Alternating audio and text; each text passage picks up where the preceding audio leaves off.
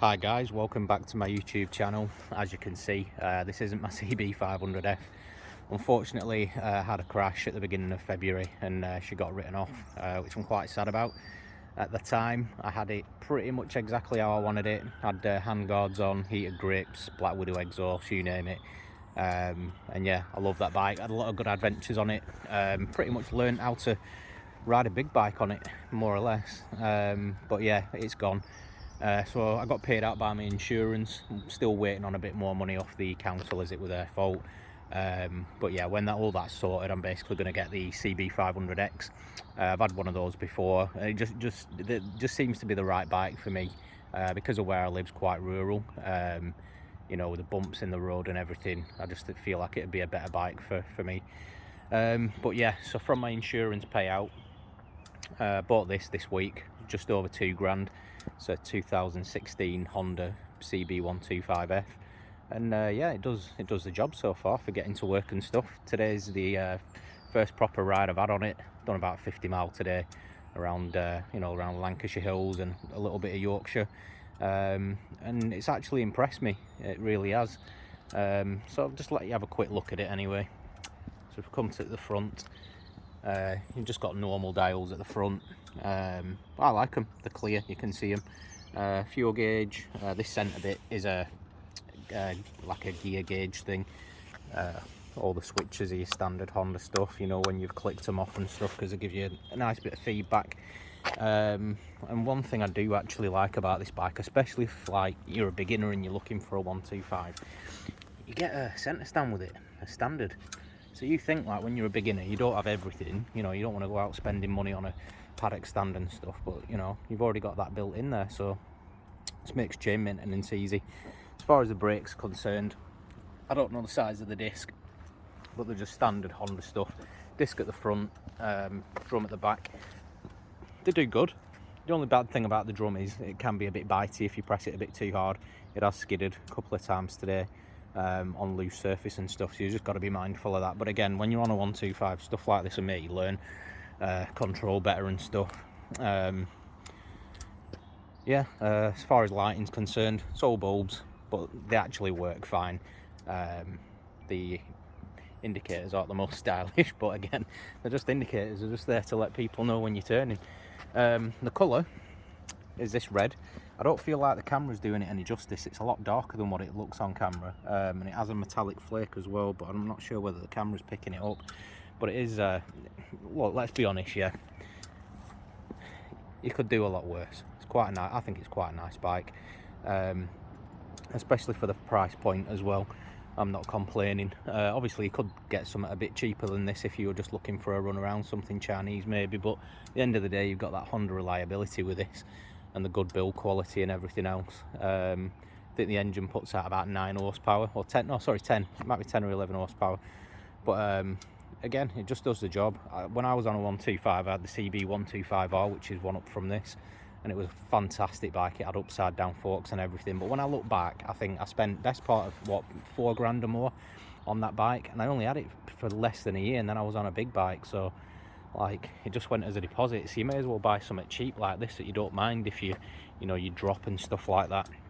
It is a fantastic little bike. It just does exactly what you need. It does 50 mile an hour no problem, even up hills. I think its top speed's supposed to be 65. I saw 60 maybe once twice today, but it was going downhill. But yeah, I think it probably will do 60 on like a flat dual carriageway, no problem. But yeah, I like it. It is a good bike. I'll let you have a little listen to it. It's no beast, I'll pre-warn you. So let's just start her up. Just in got a little neutral light as well. So I'll start her up. Let's come round. There's a big monstrosity of an exhaust. So yeah, the engine and everything's really quiet. Let's knock that off. Yeah, a lot of what you can hear is actually engine noise, not exhaust. That exhaust's so big, it just muffles everything. But again, it's only a city bike. It's not meant to be, you know, it's not meant to be loud and everything. But it does all right. The only bad things I'd say about it, the suspension's a bit hard, and yeah, it just lacks power, but it's a 125, you know what I mean? They're all more or less the same. Even the ones like the CB125 are, yeah, they've got an extra 10 mile an hour on the top maybe at a push, but how long does it take you to get there? You need a big long road, and what's, you know, where's the fun in just going in straight lines on a bike? So they're all more or less the same. The other thing is the tyres as well. I noticed, I think there's some Chinese brand, and it might just because of the age of the bike as well. Like I said, it's 2016, and the date stamp on these were made in 2015. So if you look, they've got that sheen to them. They're a bit hard, so they're not the stickiest thing. Yeah, but like I said, it's a decent bike. It'll do for now. Get out on some rides on it, and just feels good to be back on two wheels, because after that crash I was contemplating just, you know, not maybe getting another bike. But yeah, I've actually enjoyed today, even though it's, you know, it's not been any high speeds or anything. It's been fun, and like I said, I would advise anyone that's on L plates, or well, basically someone that's looking to the CBT or just wants a cheap commuter, go for this. I think it holds 12-13 litres of fuel. We'll definitely get over 300 miles of tank out of this thing. So yeah, I think it was 22 quid to tax as well, so cheap. And like I said, you'll get your money back on these all day long. When I was looking for one of these, I was looking for either this or Yamaha YS125. And even ones like this one, like I said, it's like pushing 5 years old. Oh, well, more than 5 years old. £2,000, you know, so you'll get your money back on it, and that money will be a deposit for your big bike. Whereas a lot of the other brands, the Chinese ones, they rust, and you just lose money on them because people come and look at them, and they'll just haggle you. So like I said, this one, it's probably been well looked after, and it probably has been in a garage a lot of the time. But like, look around it, look at all the bits that would normally rust. So the bits around the brakes, like your nuts, your bolts, all your little bolts around the engine casing and stuff, they're all immaculate. Subframe, like at the front where the salt and everything will get it, it's absolutely mint. But yeah, I don't think you really need much more on a 125, do you? Unless you just, you know, you want to look good. You just want a nice, slightly nicer looking bike, because that's what I did with the CB125R. But again, what was the point? When I look back, I'm like, could have just got one of these, been a lot cheaper.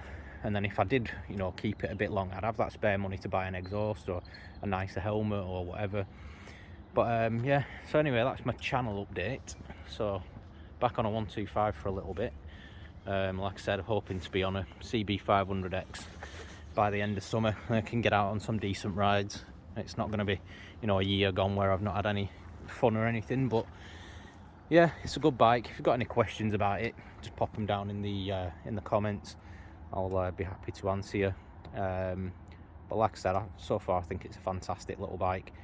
But so yeah, anyway, if there's any of you that have been following me and you've been wondering where I am, obviously that's why. And I just want to say thank you for still being part of the channel if you've watched this video. Yeah, so don't forget to like and subscribe, and yeah, we'll get some more videos going. Thanks for watching, guys.